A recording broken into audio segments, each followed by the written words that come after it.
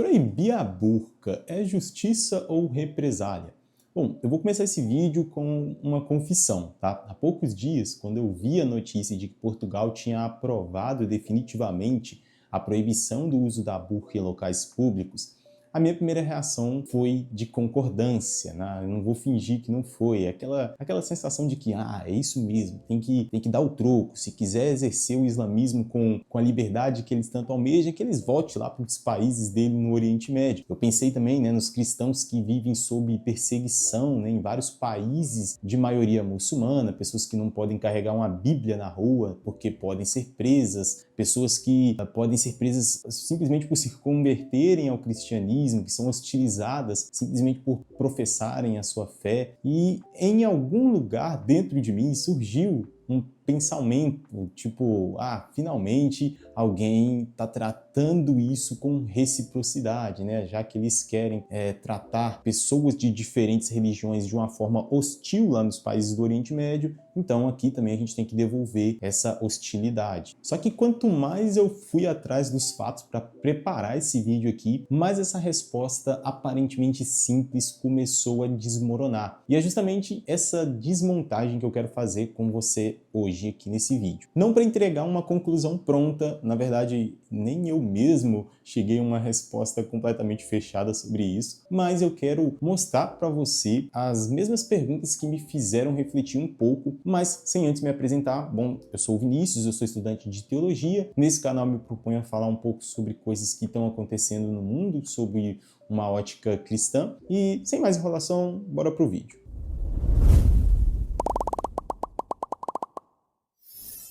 Antes de tudo, vamos separar o que é fato daquilo que apenas é opinião, porque esse é um tema que costuma atrair muita opinião, mas pouca checagem. A França foi o primeiro país europeu a proibir em 2011 o uso de vestimentas que cobrem completamente o rosto em espaços públicos. E aqui existe um detalhe importante: a lei francesa nem sequer fala diretamente em burca ou niqab. Ela proíbe qualquer peça que oculte o rosto. Desde então, outros países seguiram caminhos semelhantes a esse. E hoje, além da França, países como Bélgica, Bulgária, Alemanha, Áustria, Dinamarca, Holanda, Suíça e, muito recentemente, Portugal, possuem algum tipo de proibição em vigor. E considerando também países fora da Europa, essa lista passa de 20 países. Mas aqui já aparece o primeiro problema com a narrativa mais fácil. Isso não é simplesmente uma história de ocidente cristão contra o Islã. Pelo menos 14 países de maioria muçulmana também possuem restrições semelhantes à burca ou ao uso de véus que cobrem o rosto. Entre eles estão Tunísia, Turquia, Argélia, Azerbaijão e Cazaquistão. E também países como Bósnia, Kosovo, que possuem a maioria muçulmana e estão localizados ali na própria região da Europa. Então, talvez o eixo real desse debate não seja exatamente cristianismo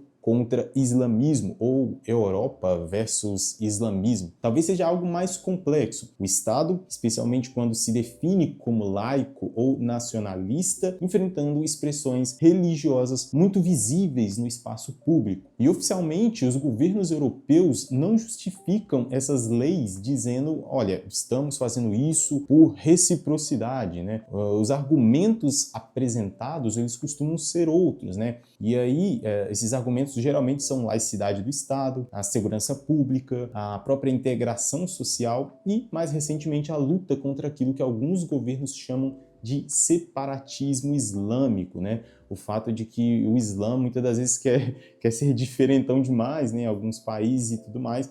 Então, isso também tem sido pauta nestas reuniões, nessas políticas de Estado. Então, o argumento da reciprocidade, ele aparece principalmente no debate público, né, nas redes sociais. No Instagram mesmo, onde eu estava vendo uma notícia esses dias, os comentários estavam sempre girando em torno disso, né? Quer paz, vai para o seu país e tal, vamos pagar na mesma moeda. Então, geralmente, o pessoal vai justificar, né, utilizando esses argumentos. mas ele não é oficialmente o fundamento jurídico dessas leis. E mesmo assim, eu acho importante ser justo com o meu próprio instinto inicial, talvez seja o seu também, né? Esse tipo de pensamento, né? De que tem que tratar na mesma moeda, porque esse instinto nosso, ele não surgiu do nada. Existem sim dados muito sérios mostrando que a liberdade religiosa ela é gravemente violada em muitos lugares do mundo. E aí relatórios de organizações como a Fundação Pontifícia apontam que dezenas de países enfrentam violações muito graves à liberdade religiosa, afetando ali bilhões de pessoas diariamente. E esses mesmos relatórios, eles mostram que países de maioria muçulmana aparecem com frequência entre aqueles onde ocorrem algumas das piores violações. Isso não é simplesmente um exagero retórico de púlpito, né? É uma realidade que é documentada. Então, quando alguém olha para tudo isso e diz: ah, mas se cristãos eles são perseguidos nesses países, por que nós deveríamos permitir que o Islã faça livremente aquilo que o cristianismo não pode fazer lá? E eu até entendo de onde vem essa indignação, né? Talvez seja todos esses fatos que eu mencionei aqui anteriormente. Ela vem, né, da dor de ver irmãos de fé sendo presos, sendo perseguidos, sendo hostilizados, sendo muitas das vezes mortos de uma maneira brutal, né? Principalmente de vertentes mais radicais do islamismo. Vem também daquela sensação de que o mundo trata esse tipo de perseguição como se fosse menos grave do que ele realmente é, principalmente alguns vieses ligados aos movimentos de esquerda aqui no Brasil, né? Muitas das vezes a gente faz vista grossa para a perseguição que os cristãos sofrem, principalmente em países do Oriente Médio, e se apega somente à perseguição que muitas das vezes os cristãos fazem, né? Principalmente aqui no Ocidente. E por isso que eu não quero simplesmente descartar esse sentimento, né? Na verdade, eu quero levá-lo a sério o suficiente para fazer uma pergunta, né? Será que a reciprocidade ela é realmente a resposta certa para essa dor? E é aqui que as coisas começam a ficar desconfortáveis, inclusive para mim, porque existe um problema imediato nessa lógica. Pensa comigo. A mulher que usa o niqab lá em Lisboa, ou em Bruxelas, ou em Berlim, ela não é o governo do Irã, ela não é o governo da Arábia Saudita, ela não é responsável pela política religiosa de nenhum desses países que eu mencionei. E aí eu não vou nem entrar no mérito de que muitos homens, né, se disfarçam, também colocam lá a burca, colocam o niqab para acessar ambientes públicos. Não vou nem entrar nesse debate, porque senão essa conversa ficaria gigantesca. Mas enfim, a gente precisa entender que essas mulheres, né, elas não escreveram essas leis que perseguem os cristãos lá no Oriente. E é bem provável que ela nem concorde com essas leis, tá?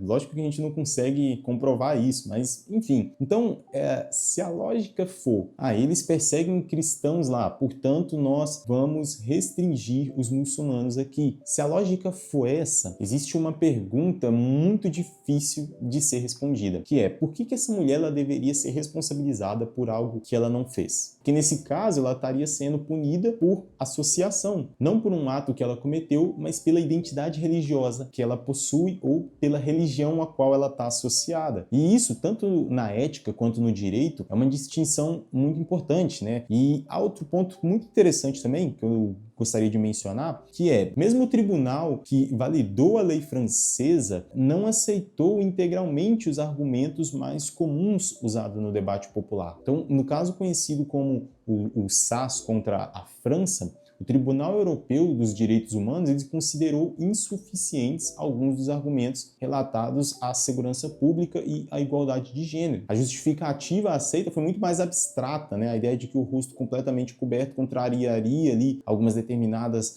normas sociais necessárias ali para viver em conjunto e tudo mais. Ou seja, até mesmo a decisão que manteve a proibição rejeitou boa parte das justificativas que normalmente nós ouvimos nas discussões sobre o assunto, né? As discussões de bares, as discussões de redes sociais. E aí existe um terceiro ponto que, pessoalmente, me chamou muita atenção enquanto eu estudava esse tema, que é, assim, a Espanha, ela seguiu um caminho diferente. Lá em 2013, o Supremo Tribunal Espanhol ele anulou uma proibição municipal ao uso do véu. E o argumento dos juízes foi que o uso do véu poderia ser uma expressão legítima da liberdade religiosa. E mais do que isso, a proibição poderia acabar aumentando a discriminação, porque na prática algumas mulheres poderiam deixar de circular livremente para evitar punições ou até mesmo constrangimento. E aqui aparece uma ironia, né, bastante desconfortável. Uma lei criada com um discurso de libertar uma mulher pode acabar fazendo com que ela fique ainda mais isolada. E existe até um outro problema, né, que a gente vai puxando aqui os ganchos. A perseguição religiosa, né, no mundo, ela é muito mais complexa do que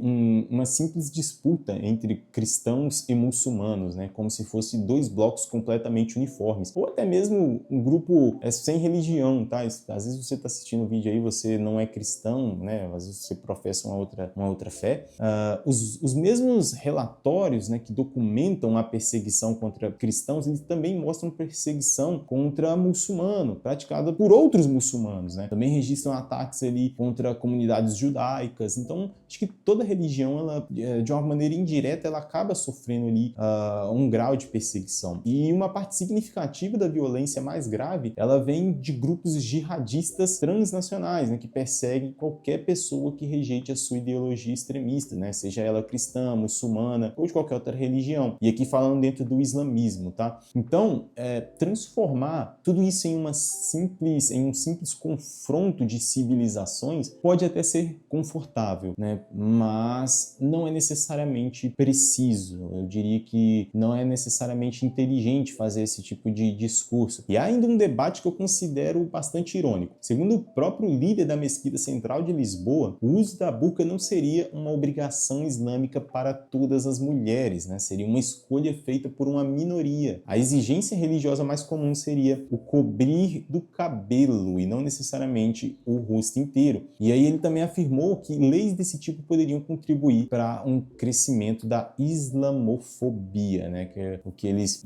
chamam, né, de perseguição ao islamismo. E olhando, né, para o contexto político, também é difícil ignorar que muitos dos partidos envolvidos na defesa dessas proibições são partidos de direita radical, né, ou a extrema direita. E em muitos casos a discussão aparece associada a temas como imigração e separatismo. Isso torna a questão ainda mais complicada, porque talvez em alguns casos a proibição não esteja sendo discutida principalmente como uma questão teológica ou de reciprocidade religiosa. Talvez ela também esteja inserida em um debate muito mais amplo sobre a identidade nacional, entende? A questão da imigração, o medo cultural. E é aqui que eu, né, como um estudante de teologia, eu preciso reconhecer que essa tensão, ela não é nova. Na verdade, ela está dentro da própria tradição cristã, né? Pense, por exemplo, na chamada Lei de Talião, né, que é olho por olho, dente por dente. À primeira vista, ela pode parecer simplesmente uma autorização para uma vingança, mas historicamente o princípio funcionava também como um limite, ou seja, você não pode causar um dano maior do que aquele que havia sofrido. Era uma forma de conter a escalada da violência, uma espécie de limite ali para a vingança, sabe? E aí então Jesus, no Sermão do Monte, tensiona completamente essa lógica, né?